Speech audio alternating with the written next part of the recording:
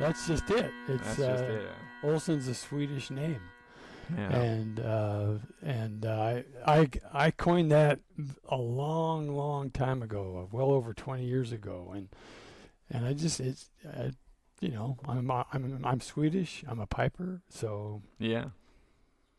Have you ever? I've got a friend, John Charles, who's a piper. I think he started on highland pipes. He plays a lot of small pipes these days, but he just barely, like a week or so ago, bought himself a set of Swedish bagpipes. Swedish? Yeah. Yeah, you ever look into those? No. I've never heard of Swedish bagpipes. Oh yeah, man. They make some cool music for sure. Yeah, there's some in fact, it's interesting that like in some of the sort of small pipe groups that you're around in, I've in the last couple of years I've come across some Welsh songs that work well on Scottish small pipes that always they sound so cool. There's something special about Welsh melodies. I don't know. I've never met a Welsh song I didn't like. But a few Swedish pipe players have pointed out like, oh, I could have sworn that was a Swedish tune. So like, I wonder if there's some sort of idiomatic similarity between Welsh music and Swedish music. I don't know. I have no clue. Yeah, me neither. I definitely don't know it well enough to have any idea. This is the first I've ever heard that Swedes had bagpipes. You're like made for it, dude. You're already the Swedish bagpiper, so it's perfect. Oh, well, I don't know. I'll have to look into that. Yeah, man.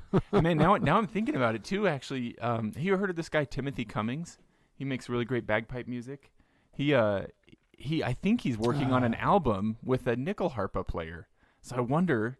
I hadn't even thought of it before, but I wonder if he pulls Swedish bagpipes into that somehow. I guess we'll see. They've got an album on the horizon. I wonder if that'll be something. Anyway, yeah, this wasn't all going to be about Sweden.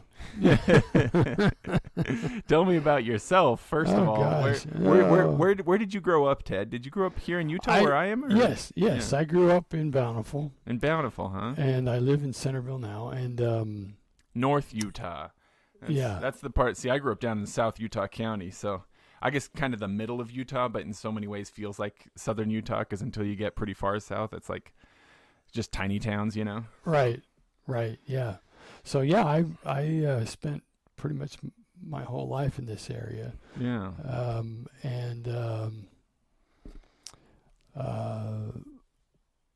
I get, as far as piping goes, it's all Andrew Morrill's fault.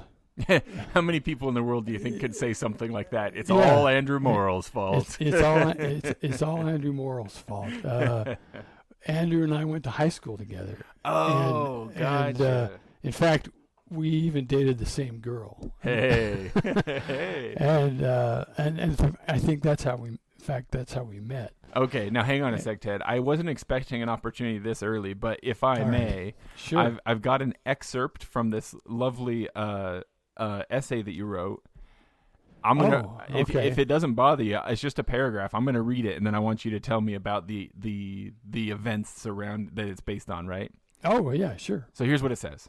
It says, I tried it once years ago while playing the trumpet in high school. With the whole high school band watching, a friend of mine, who, a decade later, would teach me the pipes, opened a bagpipe music book to Scotland the Brave and set it before me on a music stand.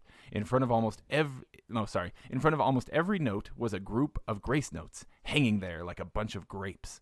In most clusters, there were 3 notes. Many had 4 or 5. I made it through about 8 measures of music before giving up. Sight reading it on the trumpet was like driving a minivan over a boulder field. My friend looked at me blankly and said, "Well, that sort of sounds like it." Was that Andrew? Was that Andrew Morrill? Is that what was going on there? yeah, that's Andrew. It was. I can remember like it was yesterday. It's just. Yeah, I'd never seen music like that before. I mean, I played the trumpet all through junior high and high school, and then it was toward the end of the year.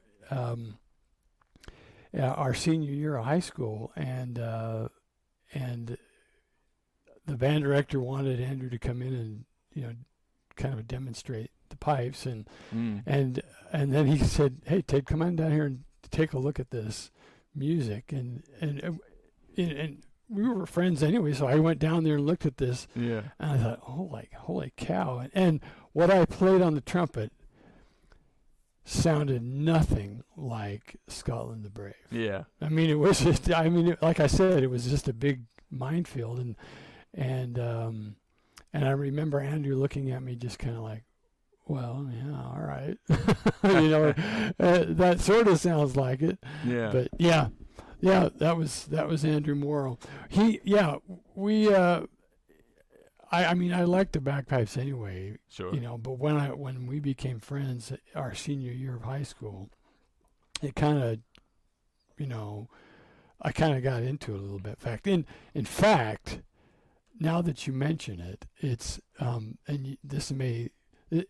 it's been 45 years to the day that I went to my first Scottish Whoa, to festival. the day. Really? Yes. Wow, Yes. look at that. It was 1978, Yeah. and June 17th, which was a Saturday, Mm-hmm. 1978, I went to my first Scottish festival, Yeah, look at that. and that's a week from today. Yeah. Yeah. And so we've got it's exactly 45 years, and I would only know that because I wrote it in my journal. Mm-hmm. Mm-hmm. And so I don't feel like Ted. I don't feel like having dated the same girl always turns into the two guys being good friends. So what? It's kinda funny. How did that happen? Well, there's this girl that I had known for years. I dated her a little bit in my senior year of high school. We were good friends, and I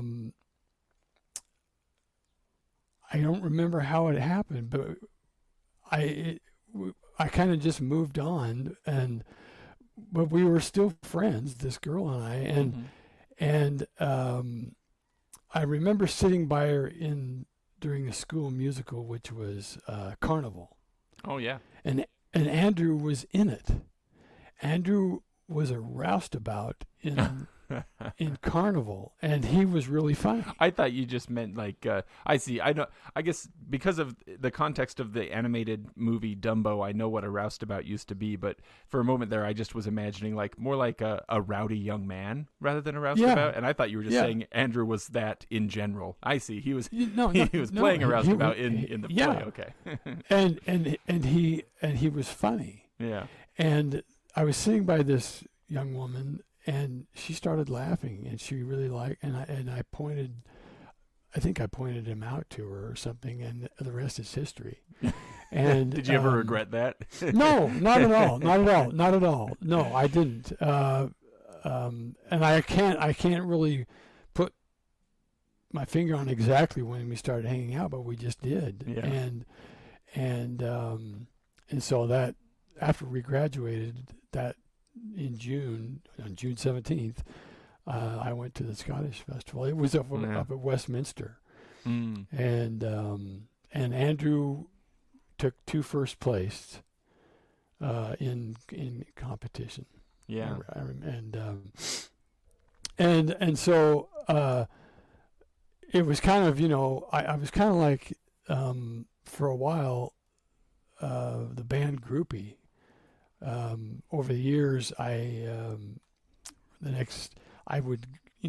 see him at the parades, and I went to a couple of more Scottish festivals and stuff. But it was in 1988, summer of 1988, I think.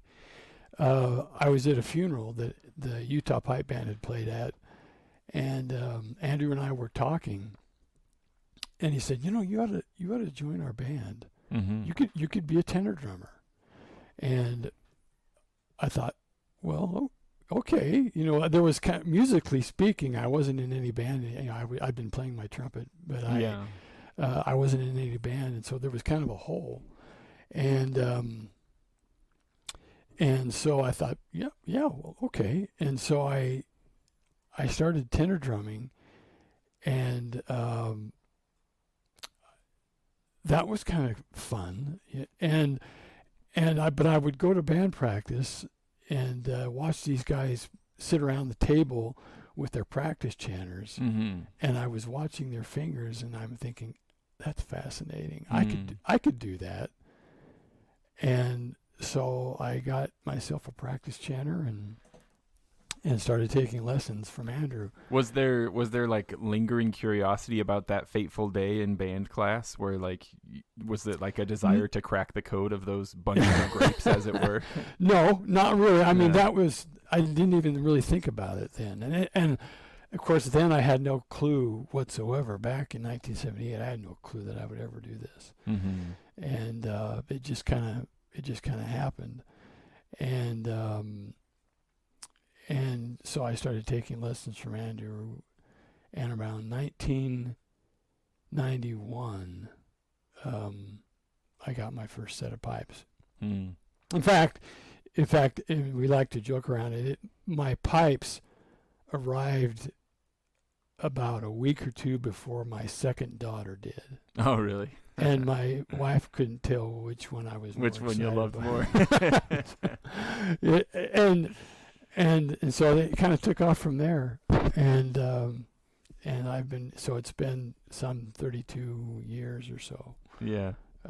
since I've started piping. Mm. Yeah. And still going today? You still playing with Andrew there at Wasatch District? Yeah. We're still. I'm in the grade 4 band, and I will probably always be in the grade 4 band, and that's fine. And yeah, we're still playing. What was And, the? Oh, go ahead. Sorry. No, I'm. We're just plugging along, you know. Yeah. How did you first get with the trumpet in the first place? Was yours a musical household as a child? Did you have siblings who had played, so there was a trumpet laying around, so that was the only path? Or No, my brother, my older sister, my older brother, and I were required to take piano lessons. like so many of us, it's a very relatable experience. Yeah, yes. yeah. And so I took 4 years of piano in grade school, Mm-hmm. and then my dad said, "Okay, well, do you want to play anything else?" And I thought I was going to be a drummer, and my dad was a drummer, but here's the deal. It was a flash of inspiration on his part, and he suggested the trumpet. Mm. And I thought, well, okay, yeah. I mean, that sounds cool. And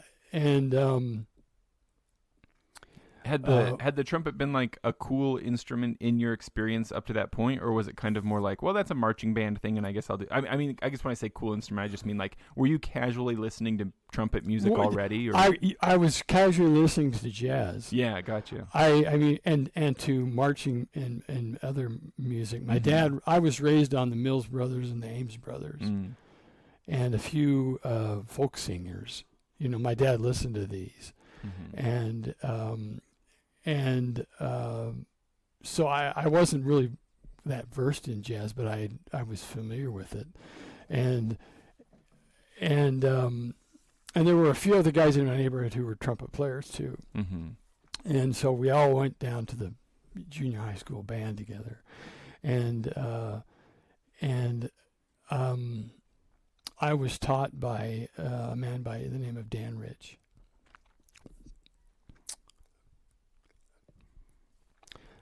Who is phenomenal. Just a phenomenal teacher, and the trumpet and I just took off. Yeah, it was I learned a lot, and I was a trumpet player. I was known through junior high and high school, and as the trumpet player. Yeah, and so it's been kind of torn between two lovers thing. Oh, and and a lot of my friends know about that. It's when I started playing the bagpipes, my trumpet was up in the closet, on the shelf, and I spent much more time with the pipes. But then I would pull my horn down and play a little bit, every few months. And just wait long enough for your lips to get weak, so when you pulled it down again, you felt bad about yourself. Yeah, and and it was always one of those, tug here, tug there type of things. And now that I'm retired, I have more time for both. And I've been playing my trumpet more also. Yeah. But it's still, kind of a battle. Did you ever hear, there's a band called Brother out of Australia that uses bagpipes quite a bit. They have a song called Mr. Maintenance that puts together this really great trumpet solo with some bagpipes. Oh, no. It's so good. It's worth looking up on the internet. Mr. Maintenance by the band Brother. Yeah. Mr. Maintenance. Yeah, it's so great. It's just great. Just awesome. Both the trumpet, the bagpipe playing is really impressive, and the trumpet's lovely, and they go together real nicely. Oh my gosh! Well, that's great. I'll have to check that out. I feel like I feel that I can relate very much to your experience thus far, Ted, just because my trajectory was also required piano lessons, then trumpet, and then bagpipes, and throughout my life since then, it's been like this.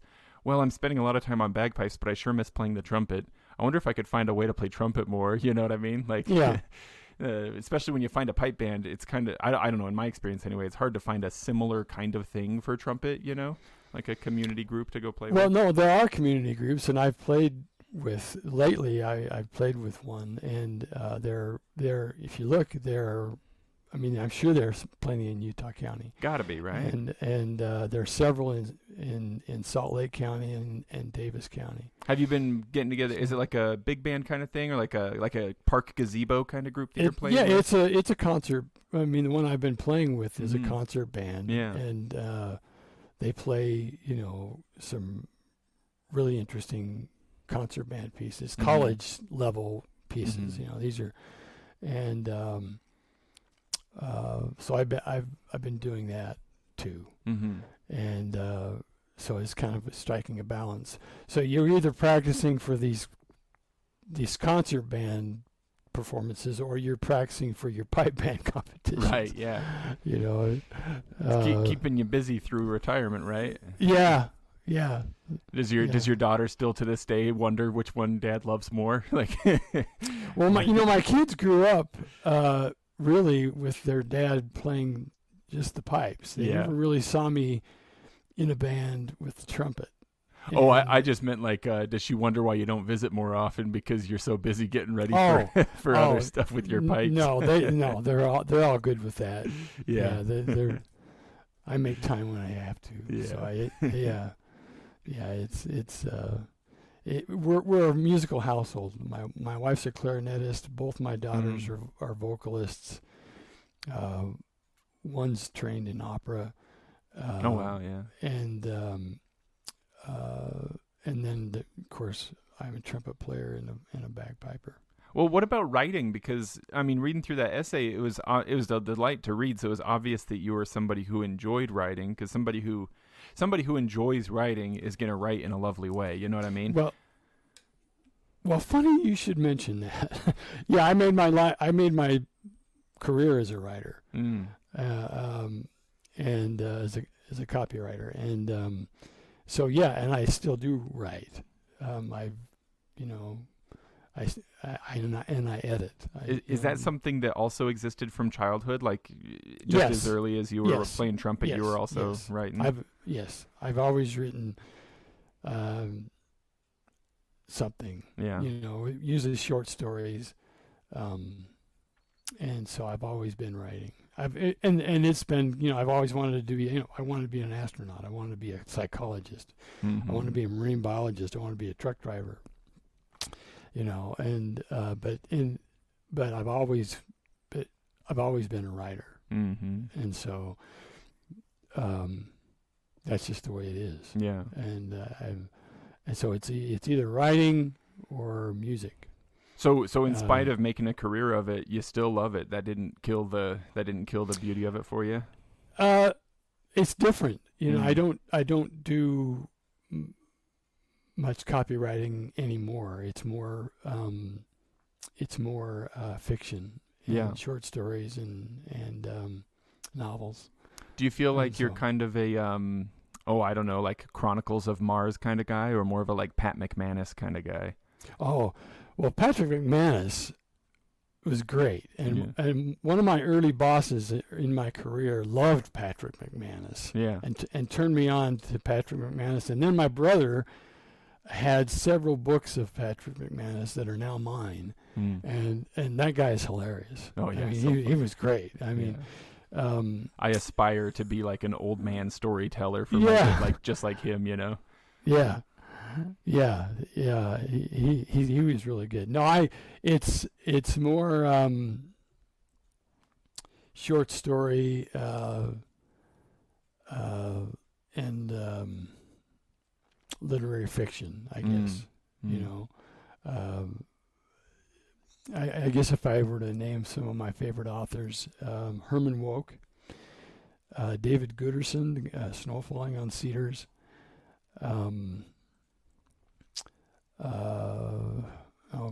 Now that you ask me, they all drop out of my mind. Naturally, yeah. Charles Frazier, Joseph O'Connor. You know, there's some really good ones out there, and they're all inspiring. Ted, when you as a writer, when you read, are you the kind of person who like has one book that you're working through until it's done, or do you have books just all over the house and in your car, and you're just like, are you forever in the middle of 11 different books? Hardly 11. No, hardly any more than 2 or 3, and usually just one. If I'm reading more than one book, probably one of them is a fiction, and the other one is probably a craft book that's talking about writing. Oh, interesting. You know, yeah.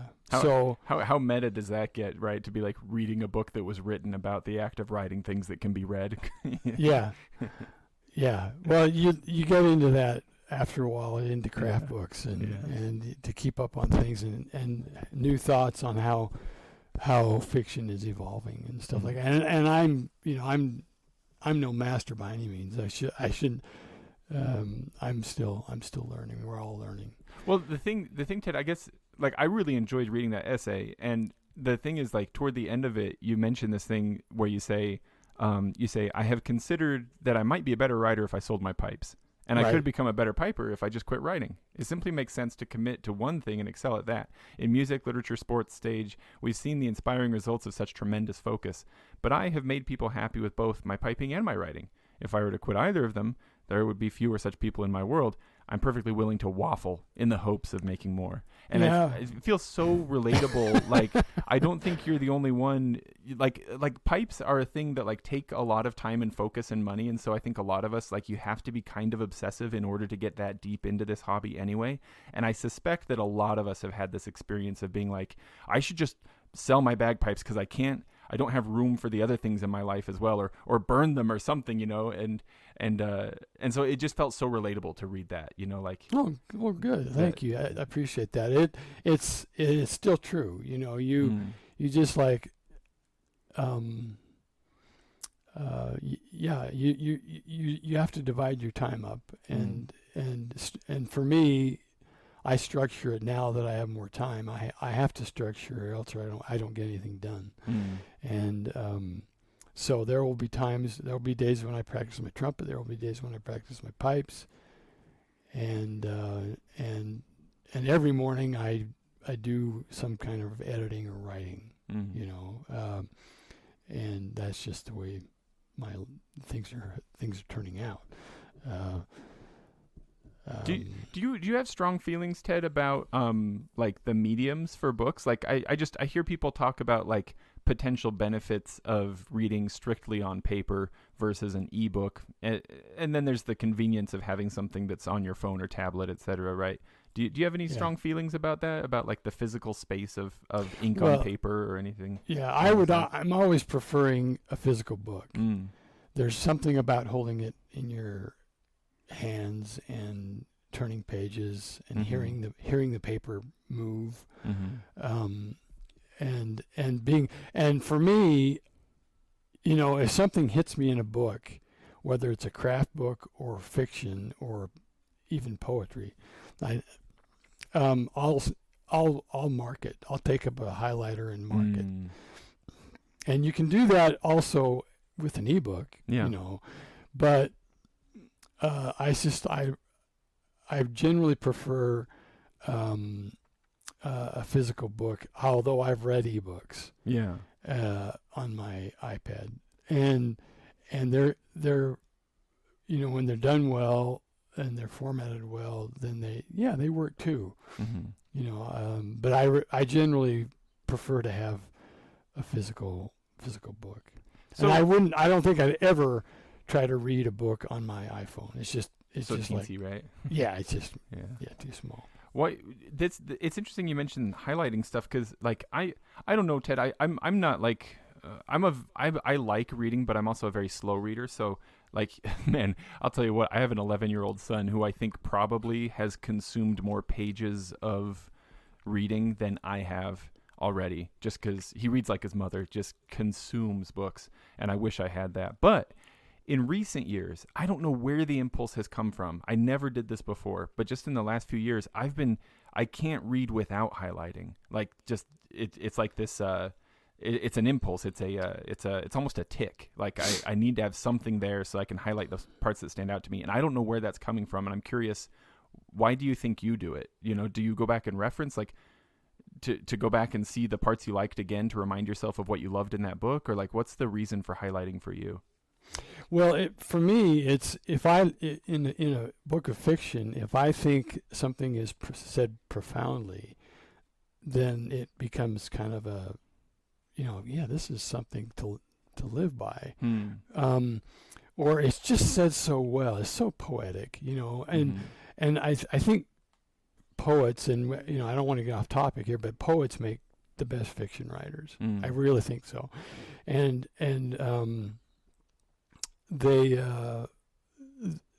so when you read something that is so enlightening, that your consciousness is raised up a notch, that I want to remember that and enjoy it again. So even when I read the whole book again, in a craft book, I'll go through and highlight things that are pertinent to writing. There's a book here I've got that is it's a thick hardbound book on it's a craft book about writing by a guy named George Saunders, A Swim in the Pond in the Rain, and I read it a couple of years ago, and I marked it up, right. And I'm going through it because I in editing and stuff, I come across experiences that remind me of something I read in that book. And so I go back to that book to reference it. And so I do that. Yeah, I do that. I do that with a lot of craft books on writing. And it's just a part of if highlighting, if just marking those things that are meaningful to you, that you can use. It's just that my brain's not big enough, I guess. That's one way to look at it. I have a pretty good memory, but I just can't recall something right off the top of my head. I could recall it. Oh yeah, it's in this book. I can go find it. I feel like I've heard or seen something about studies that like the jazz musicians being put into MRIs and asked to like solo, right, or pretend to solo, right, in their mind. Like they'll listen to a track and like just think of a solo that would go over it, and just observations about like parts of the brain that light up for language use, also relating to music.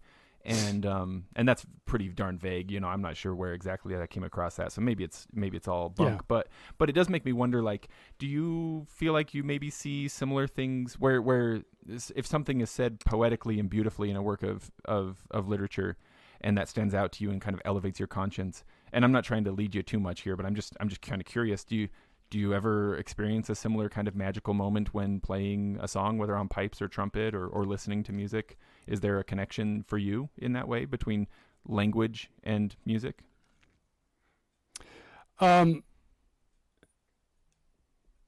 I can't see that there's a connection between language and music. There is a point of, I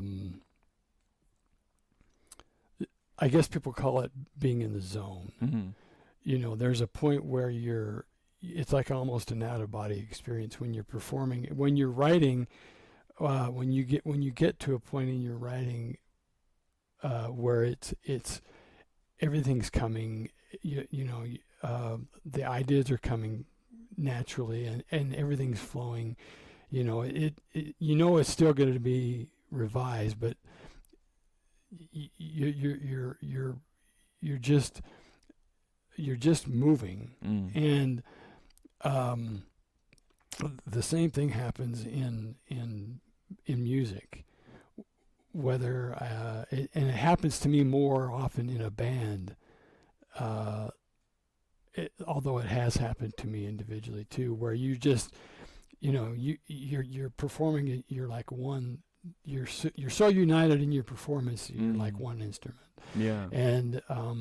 And that's what makes playing in a band, whether it's a pipe band or a jazz ensemble or a concert band, that's what really does it, I think, for me, and I think for many other musicians, is that you hit that point of unity where you're listening to each other and you're feeling, and you're right on beat. Everything is nearly perfect, and you're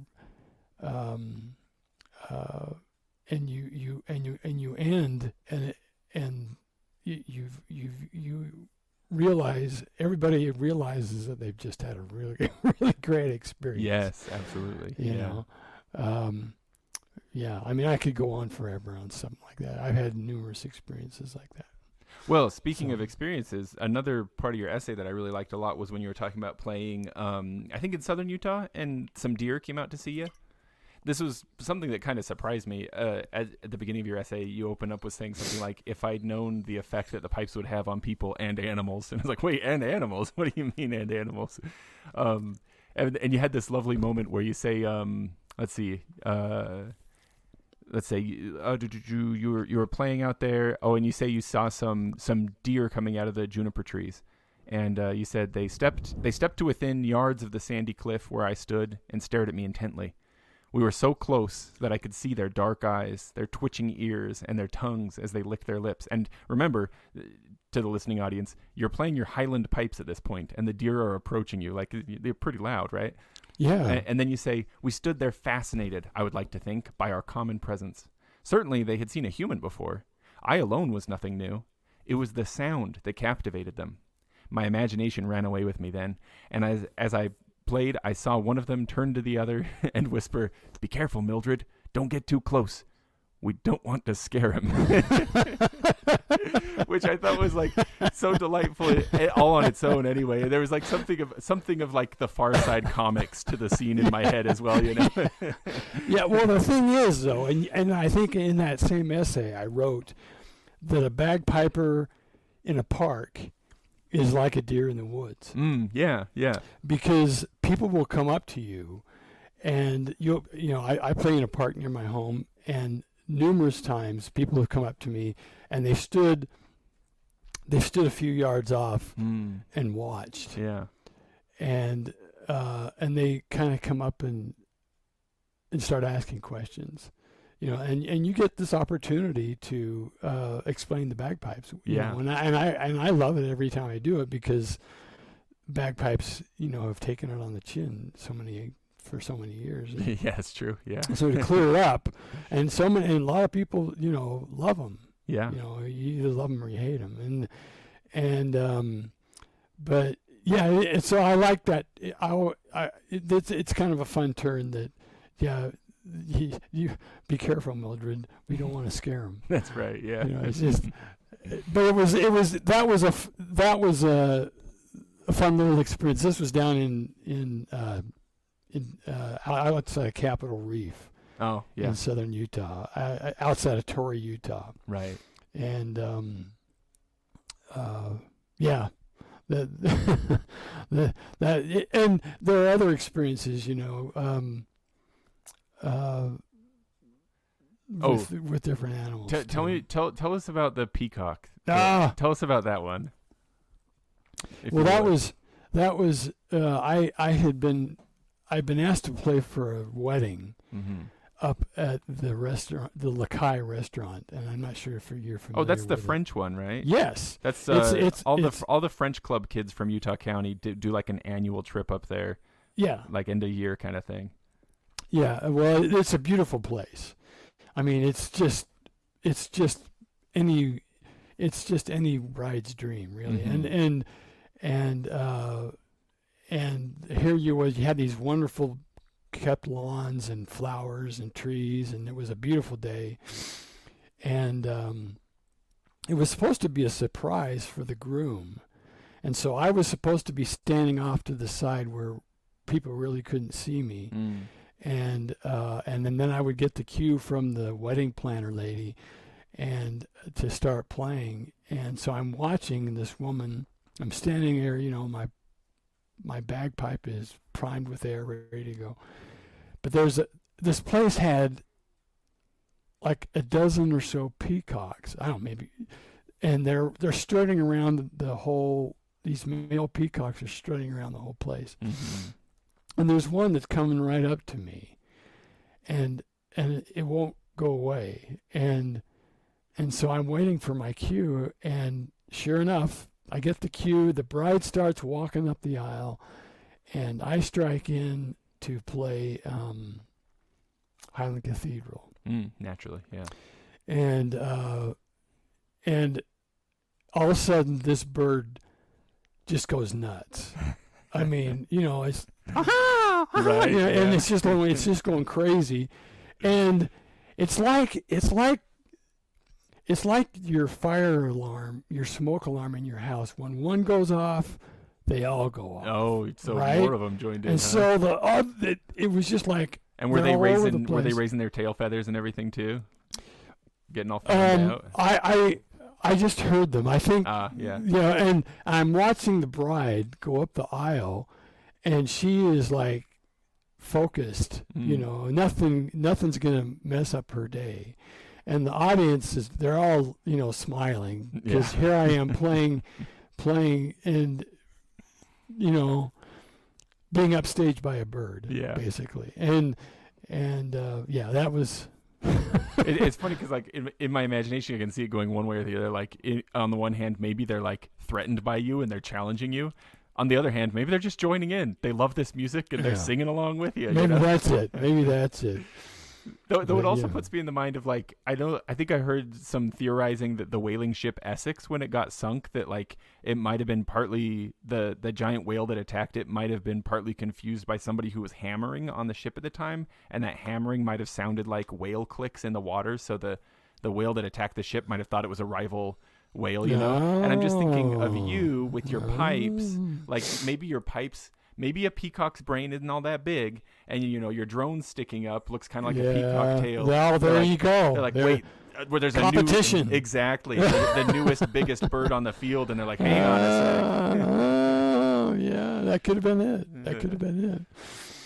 Yeah, those they're fun, in retrospect. Yeah. And but yeah, it's interesting to see what effect bagpipes have on animals. Yeah. So did Andrew all those years ago when he got you on tenor drum? Was he aware of your aspirations to become a drummer before that, and that your dad had been a drummer and stuff? Was that part of why? No, not at all. No. It was just kind of a hey, we need tenor drummers. Ted could do it. Hey, we always do need more drummers, so it does make sense. Yeah, and he just thought, hey, you should come be in our band. Yeah. And I did, and it was one of those pivotal, you don't know it at the time. Yeah. But 30 years on, it was a pivotal time in my life. Yeah, unexpected Axis Mundi thing, right, rising up out of your life timeline there. What about? Yeah. But have you stuck close to or ever gone back to tenor drumming, or was it kind of like just for a brief moment and then you got to pipes and you've never looked back? Well, I was a tenor drummer for about 3 or 4 years. Oh, pretty good chunk of time, yeah. With the Utah Pipe Band. Yeah. And then when I became proficient enough on the bagpipes, then I switched over, and they had a grade 4 band that I became a member of, and I've never really looked back. I've been a blinders on piper for most of my piping time, so I really don't know much about the drumming side of things, but I have heard some people talk about plenty of musicality going on in the midsection, but I've heard some people talk about an era during which tenor drummers were pure eye candy, and they would put pillows inside of their drums just in case they accidentally hit a drum nail. Right? So which were you? Were you allowed to make music, or were you expected to be quiet? It was I think I was in the transition part. Ah.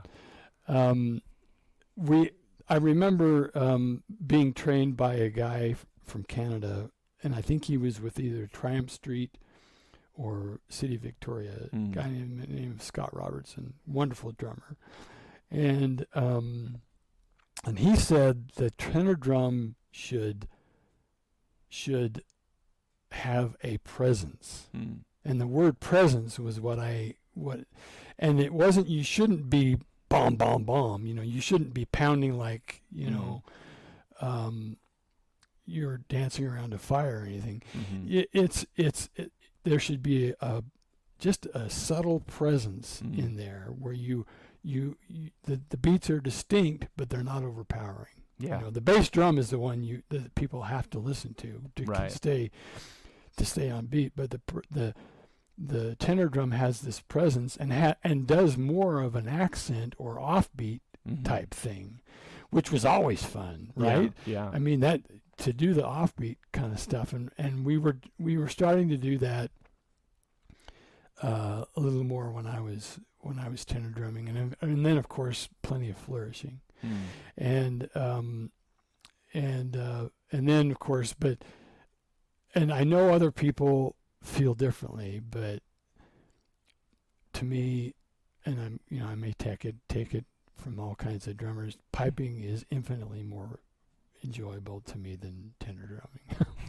Hey, takes all kinds, right? Yeah, I mean, and not to I've seen wonderful tenor drummers, and there are drummers in our band who are great tenor drummers, and they're doing their job wonderfully. And they're doing some cool stuff, as far as the accents and the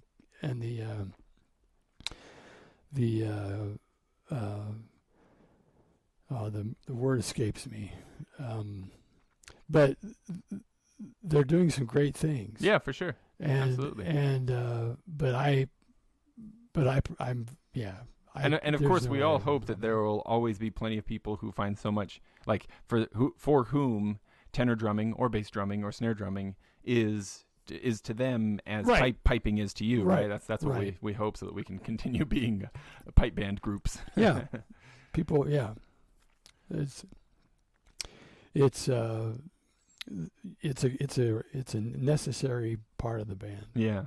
And I have a good time with it. I've had some good experiences. Yeah.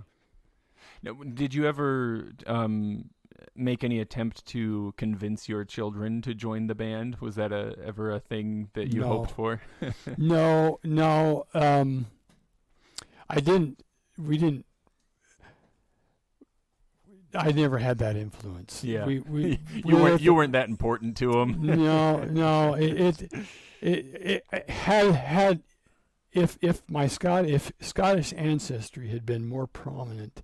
Maybe you got to go back to the 1500s before you find any Scots in my line. It was too watered down to make another generation, huh? Right. But in Andrew's family, and in many other pipe band members' families, they come from strong Scottish backgrounds. Right. You only go back to a grandparent at the furthest, and you find someone from the other side of the Atlantic, right?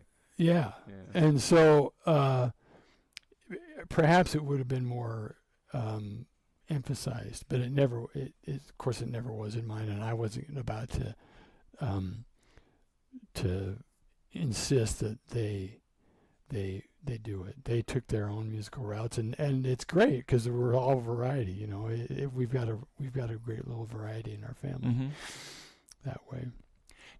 There's something that another thing you put in that essay that stood out to me as just being a lovely piece of writing, and again, like, just felt very relatable. Yeah, I mean, this is a piper writing and then a piper reading what that piper wrote, and so it makes sense that some things would be resonant. Yeah, and I like the fact that word came to mind, because the part I'm thinking of is where you say you're talking about the drones coming in, and you suggest that, you know, that's a powerful, strong, loud sound, but it also is kind of like a meditative, soul cleansing and purifying sound. And then you say it is the white sound, the unblemished canvas upon which a piper paints an abundance of acoustic images. Lovely writing. I love reading that. It's just beautiful. So but I'm curious if you know, there are different things you can focus on with the bagpipes. Do you feel like you have, like, if you had to choose, are you a drone guy or a chanter guy? You know what I mean? Like, like, what do you love about bagpipes, I guess, really? Well, the thing that attracted me to the pipes, of course, was the fingering, the challenge of the articulation. Yeah. I mean, it's just so technical, and I have to admit that I am not anywhere near, you know, I mean, I'm lucky to do a double cut roll cleanly, right? I'm right there with you, so you're in good. Yeah, and there are so many much more complicated manipulations of fingers than I have pursued. But that's what got me to it. So I guess I'm a chanter guy. Yeah. You know, I love the melody. You know, I love the melody aspect of it, and how the grace notes and all these other manipulations embellish the melody. Yeah. But at the same time, you love to hear a great set of drones. For sure, yeah. And I will, whenever I start playing or practicing, I will play my drones for 30 or 40 seconds before I do anything else. Just kind of soak in that for a minute. Just first of all, to get them in tune to each other before I get them in tune to my chanter. But I just so that you get that hum, you know. And I'll get that going, and then get my chanter into it, you know, and then tune my drones to my chanter. But yeah, I mean, there's when you're in a band, and it's hard for somebody who's not in a band, I think, to get the full aspect, because sound that behaves differently, you know, whether you're in a band or you're outside of a band. Right. Totally. And but when you're in the band and you hear that drone sound, it's like I said, I think in that essay, it feels like you could raise a roof. Totally. Really, you know, the power that's coming out of those drones could lift ceilings, and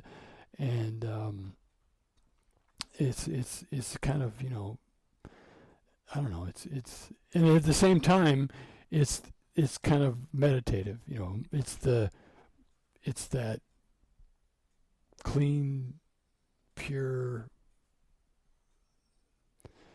It's hard to, you know, put it into words. But don't worry, because I think it's that clean, pure. Yes, absolutely. Meditative people get into. Yeah. Yeah, that's you're preaching to the choir in so many ways. So, you know, I'm sure since all of us are into this, you know, we're probably all just like nodding and smiling, like, yeah, man, totally, yeah, exactly. Yeah. I do get a little bit a little hippy dippy with it. I like thinking about the possibility that we might be resonating with some ultra low inaudible frequency coming from Betelgeuse out in space or something. Yes, somewhere. Yes. 50 years from now, the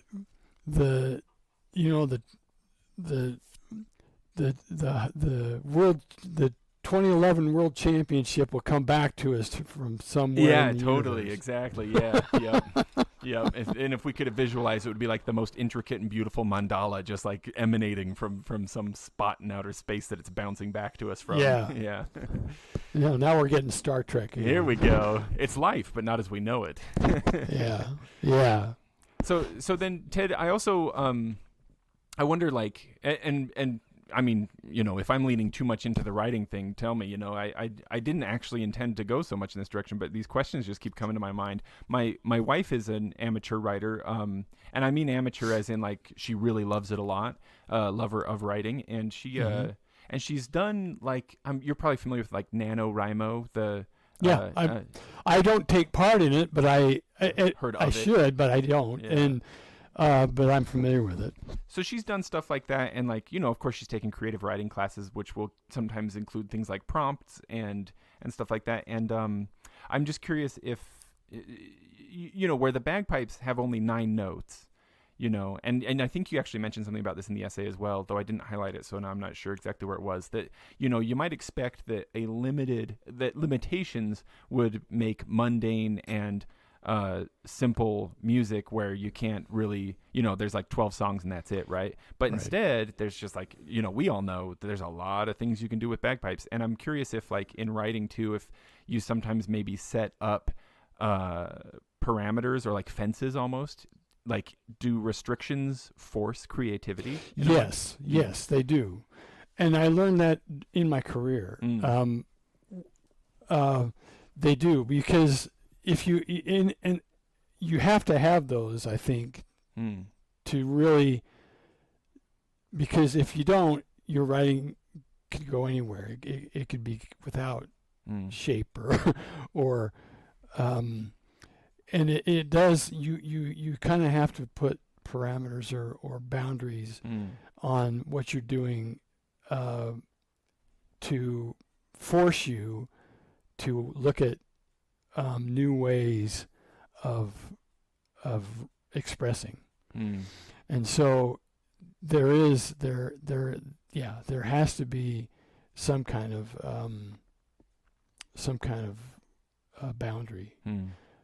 I don't know. I'm not sure how best to express it, but it's kind of counterintuitive initially when you think about it, because you think, oh, I should be able to write anything I want, but unless there's some form to it, it can't be digested, it can't be consumed, and people don't get it. It's true with in many cases with poetry. It's true with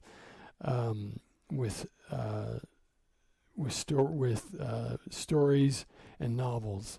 There has to be some boundary where this story ends. And although in reality the story may go on, there's a frame where the story starts and ends. And you have to know where that is for other people to appreciate it. And going back to the idea of sparking creativity, it's that boundary that makes you look at things alternatively and come up with new ideas. Are there any tunes in particular that stand out to you that you have learned on the pipes that have been especially enjoyable, or that are just really special to you, that you really like especially? And also, are there any tunes that you've heard that you like so much you would like to learn them but have not yet learned them? There's a couple of tunes that I heard Ross Morrow play once, and I can't even remember them. I wish I asked him the name and I forgot it because he played it so well. And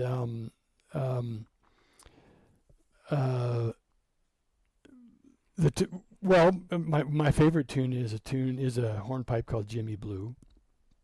I don't know if I know that one. 4-part hornpipe. I had it on a tape, and I think it was Triumph Street that played it. And I just loved the tune. I played the tape over and over and over, for a long time, not necessarily years, and Andrew finally gave me the sheet music to it, and I learned it, and it's probably my favorite tune. I'm going to look it up. I'd like to know. Yeah, it's a great tune. Yeah. And of course, there. If it makes you feel any better, Ted, I am terrible at remembering tune names. Yeah, I could tell you if I wasn't on an interview. Of course, totally. Yeah. Trip to Ballymena is another fun one that I learned from that Andrew taught. Trip to Ballymena and Poison Dwarf. Those two go together real well. I haven't heard Trip to Ballymena, or at least I don't recall. Now, the Poison Dwarf, though, that's a title you don't forget once you hear it. So yeah. There's Tripping Up the Stairs, and there's another tune that goes with it that I learned from another friend of mine that I can't remember the name of. Are you is your learning style strongly sheet music versus ear, or is it a blend? Yes. Gotcha. Yes. Yeah. Most of it is sheet music. Tunes like Highland Laddie, and I've never seen the sheet music to that tune. I've just played it so many times in mass bands that I just play it. Yeah. Yep. Although I don't like it, but oh boy. Of course, Highland Cathedral it's a wonderful processional, and it's so versatile that you can use it for anything. And I don't feel like you mentioned that Highland. Wait, it was Highland Laddie. You just said you don't particularly like, right? Right. Yeah. And the thing is, like, I think all of us have like one or two, at least a few of the common marches that we just would prefer not to play. It would depend. From person to person, they might be different, but we all kind of have some tunes we get tired of. I don't feel like Highland Cathedral ever gets any kind of hate. I think probably all of us have been playing it for a long time, and it's still great. It's just a really good tune. Oh yeah, and it's easy to learn. It's just it's got this majesty to it that I really like. Especially when the drums are going too, right? That yeah. It just is so nice. Yeah. We played it with the Tabernacle Choir. You got years ago. Sometimes I forget about that. You guys have done some cool stuff with that giant choir there in Salt Lake. That's got to be a lot of fun. Yeah, that was a real rush. This is back in 2005, but I wish I could just pop off all my favorite tunes. To name them, but like just last night, Ted, I was in my backyard playing and just thought to myself, how silly that like several of the songs I played, I should say tunes that I played, right? Several of them I've been playing for like 20 years, and I like them, and I have no idea what they're called. I can't remember. I can't get the titles and the tunes together, Yeah. They go. It's amazing. How many you kind of have to you hear this tune and you play it for a while, and then it's been several years and you got to go back and play it again. Though for some of us, do you know Larry Erdman? Yeah, I swear that guy has got a like encyclopedia in his brain for pipe tunes.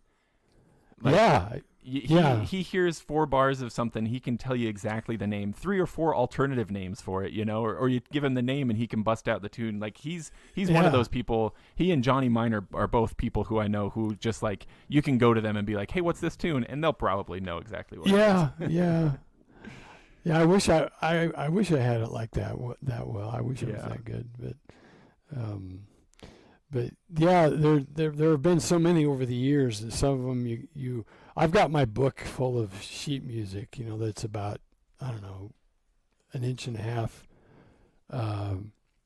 thick, and and there I go through. Oh yeah, I remember this, and you play it, and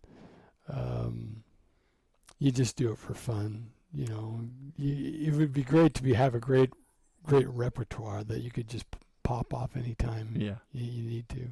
Have you ever felt the impulse, Ted, to bust out the highlighter with your book of sheet music in the same way you do? You know, like, no, that's a good passage. No, not quite. Yeah, not quite. Yeah. But there are plenty of good tunes out there, and I've been fortunate to learn a few of them. Yeah. So.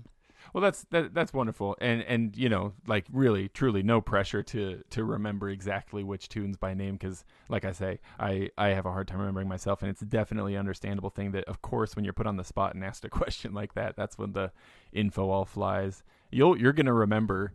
This is just, I'm sure you already know, but prepare for the madness that will come when 20 minutes after we hang up, you're going to think of... this tune. Well, you listen to some of the CDs out there and you think, oh, yeah, where did they get that? You know? There's a tune from the 1991 World Championships, and I can't remember the band, but the name of the tune is O'Rourke's. At least that's what it says on the CD cover, right? Yeah. And I love this tune. Yeah. But I have never been able to find it. You know, so if anybody out there knows where I could find that tune, I probably it would be great to hear it and be able to learn how to play it. I suspect that a lot of us pipers must have this experience in common, where we are just being driven crazy by, like, we can hear a snatch of a tune in our head and can't remember what it's called or something like that, or we hear a tune like that in a competition and we go, what is that tune? And we go on this just hunt, right? You're like getting on the forums online, you're playing the snatches for your friends, you're sending them voice memos or playing it when you see each other in person, or humming it to each other and being like, does anybody know what this tune is? Yeah, I've been there too. That's going to be like the very piping specific application of AI that we can all look forward to, like some great database reader that can understand what we're humming and dish it up to us. I know this tune. Yeah. So then, Ted, if money were no object, but you had to, this has to be like a piping related thing, whether it's new equipment or travel or something. If money were no object, you've got a blank check to spend on piping, what would you do, or what would you get?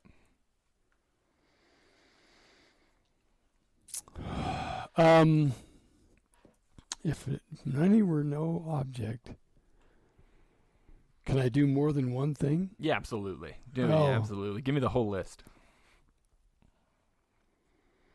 I would probably get a new set of small pipes, and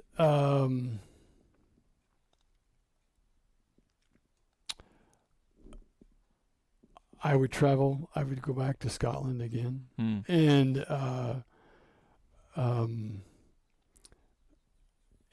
listen to. I didn't not necessarily go to the Worlds, but I would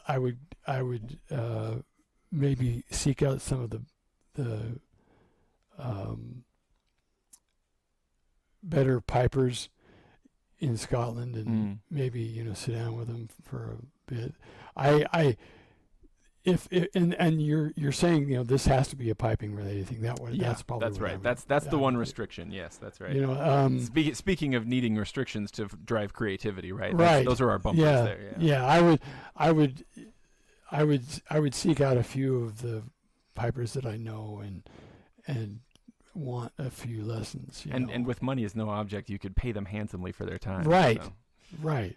And do you have a specific set of small pipes or a maker in mind when you say you'd get a new set, or would it just be fun to have any kind of new set? Well, remember, if you don't say Ross Morrill, if you don't say the Morrill's small pipes, they're going to be offended. So just throwing that out there. Yeah, right. Well, it's a shameless plug. Plug, right? I love my small pipes. Yeah. And my problem is it could be variable. It could be me, actually.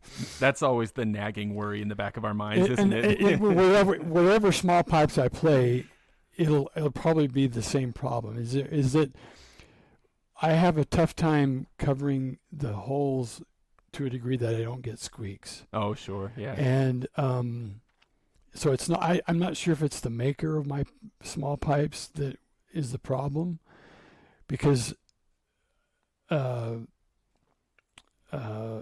so it might be me. So I could get a whole other set of more small pipes made by Ross and Andrew, and I still may have the same problem. Mm-hmm. But I was playing them the other day, and I thought, this is it's so, sometimes it's just so hard to make sure your fingers are landing right precisely, and the whole, to not have a squeak. Mm-hmm. You can't, sometimes you can't even hit these grace notes because it's like you're battling your chanter. And so I'm wishing there would be some cure to that. Maybe I just have to learn something different. Maybe, like, I'm looking inward now, and the problem is me, not the pipes. So maybe the money no object situation is more like pay a top psychologist to do an evaluation with you. Maybe pay one of the top pipers to help me play my small pipes. There you go. That or extensive plastic surgery on your fingers to somehow make them perfect for small pipes, right? Yeah. I've heard. I don't have a C set, a set of small pipes in the key of C myself, but they're kind of a hot thing these days. And I've heard some people say that the reason they like them so much is because the finger hole spacing is so comfortable. Which, I can imagine how that could be. Maybe it feels pretty natural for a lot of human hands. That might be the way to go. Could be, yeah. Now you grew up here in Utah, so I maybe can guess, but how do you feel about pineapple on pizza? That's a travesty. Interesting. See, I expected the opposite. I feel like a lot of native Utahns are into it. Yeah, it's just a plain travesty. It's just this. Yeah, pineapple doesn't belong on pizza at all. So you've had to grow up in a difficult place for somebody who feels that way. How many times as a kid did you look around and just be like, "Can I just get a slice of pepperoni?" Yeah, no, I mean, it's been a long time since I've had pizza with pineapple on it. Yeah, you can avoid it, huh? Yeah, I mean, yeah, no, I've seen it, but it's like cats and dogs living together. It's like, it's just not natural. Yeah, complete pandemonium. Yeah. So I'm just so you know, I'm gonna try to start directing us toward a graceful close. So if in the back of your mind you start thinking of something profound to end on, feel free to. But I have a couple other questions first. Sure. You do mention, like in the essay you wrote, that you play in parks fairly frequently. Now that's a lovely thing, and I think all of us have done it. It's beautiful for plenty of reasons. But I'm curious, is part of the reason that your wife maybe has heard enough? And maybe when your kids were at home, they had also heard enough, and so you kind of needed to get some distance away from the people who you lived with in order to practice your instrument? No, not at all. I'll practice in my backyard occasionally if it's just kind of a play to play. Mm-hmm. If I just want to play around and I don't feel like driving over to the park, I'll go in the backyard and play. My neighbors actually love it. Oh, that's great. That's good that you ended up in a good spot then. At least they say they do. And, yeah. And so I'll play in my backyard occasionally. But the reason I go to the park is what I'm concerned about is that I go to the park to work out the gnarly parts of the tune. Mm. If I'm having trouble with the part of the tune and I need to repeat those few measures over and over and over and over and over and over again to get it down, I don't want to do that in my backyard because I like my neighbors. That's considerate right? of you, yeah. And so I know that they don't want to hear that repetition over and over. So I'll go to the park where people will still hear it, but I have much more room. Yeah. And so that's where I do a lot of my more serious work when it comes to overcoming something that's bugging me. Well, that makes sense. You'd think that the people at the park are probably more transient. They're not going to be there for such a long time that your repetitions will drive them crazy. And even if they were, you'll never see them again, right? Who cares? Yeah, well, I mean, the place where I practice typically is just less than a quarter mile from my house, and there's a picnic table there. There's some volleyball nets, and there's some baseball diamonds out in the distance, but it's not a place like a city park where it has playground equipment and people go there. I mean, some people go there to run their dogs and play baseball and stuff like that, but it's not nearly as packed with people as a city park. Gotcha. But even in the city park, I think you have a little more leeway. I would. Not necessarily leeway. You don't have to be I'm not as concerned about it as I would be in my backyard where I have people. Yeah. People. No, that makes sense. I have a neighbor across the street who was being very generous and nice about it, right? But I do remember when I first realized that like maybe I was driving people crazy a little bit, because he did ask me like, "What are you getting ready for?" Because he noticed that I was playing the exact same thing over and over and over again for hours on end, day after day after day. I was trying to get a 2/4 march down for a solo competition. He's like, "What are you training for over there?" What's going on? Oh, I see. Well, people who live by the park, they hear the same thing over and over again. Yeah. But I try to mix it up a little bit. I'll go through the band stuff for a while, and then I'll think, okay, what other tune do I want to play? I'll play Jimmy Blue. Yeah. I'll play some other tunes, Skyboat Song or Highland Cradle, which is a nice lullaby. And I'll play any number of tunes just for my own enjoyment at the end of my practice time. So you'll give them kind of a nice finish. Yeah, and I usually end with Amazing Grace, typically that or Ode to Joy. Oh yeah. I didn't know you could play Ode to Joy on the bagpipes very well until I met a guy who was with one of the Portland bands, and he was actually from Utah. And we played together during the pandemic, and he started playing Ode to Joy, and I thought, I didn't know you could do that, and so I started playing it. Anytime you can get like one of those familiar, pretty Western melodies that happens to use that flat seventh, it's a real relief, isn't it? You're like, oh wow, I can actually do the real thing. Yeah, how fun. Yeah, with the limited palette on which we have to work. Yeah. If you could go back to any gig that you have played so far in your piping career and redo it, either because it was so enjoyable you'd love to do it again, or because maybe something happened that you wish you could have done better, what gig would that be? Oh gosh.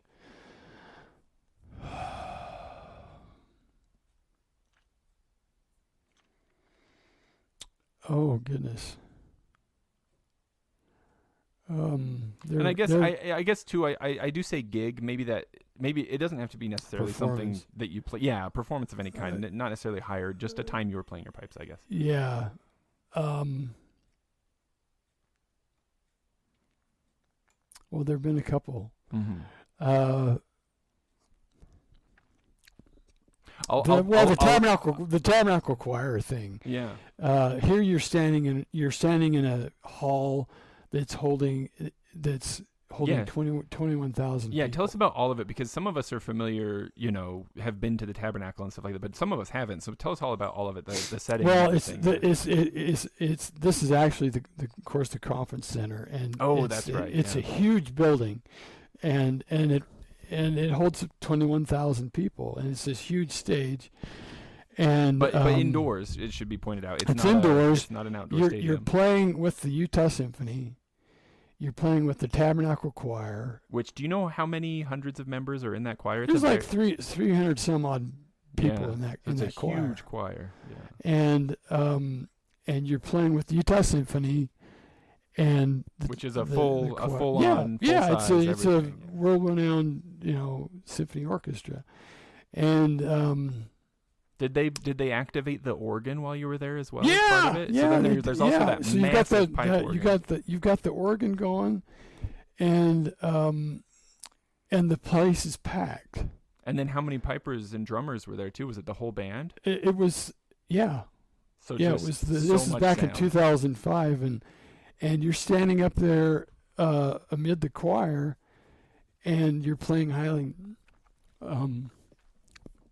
Was it Highland Cathedral? Is that you're playing Highland? One of the songs was Highland Cathedral, and the choir director is just he's pulling it right out of you. Mm-hmm. Craig Jessup, just an amazing guy, and they give you this standing ovation. Yeah. So I think I would love to have that happen again. And on the other hand, last year I was playing a solo for a church group, and I was playing Steam Train to Maleg. Mm-hmm. And or how do you pronounce it, Maleg or Meleg? Nobody knows. It's a mystery. But I love that tune, and Yeah. I had practiced it like crazy, and I got up there and choked. Oh. I mean, I made it through the tune, Yeah. but I didn't play it well. Yeah. And